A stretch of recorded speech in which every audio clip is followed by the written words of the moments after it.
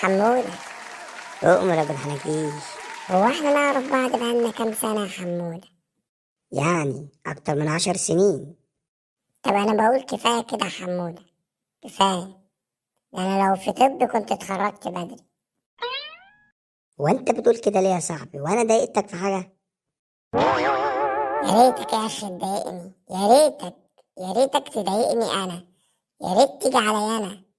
المشكلة إن أنت يا حمودة بتضايق الناس، والناس بتيجي تضربني أنا يا حمودة، بتضرب أنا بدالك. يعني أنت شايف كده حنكش؟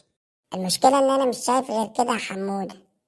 ارحمني بقى يا حمودة، أنا بسببك بقيت بطرد من البيت كل يوم يا حمودة. يا ابني ما أنا بكون معاك في الخناقة. حمودة ما تضحكش على نفسك حمودة، انت بتبقى سونك العركة يا حمودة.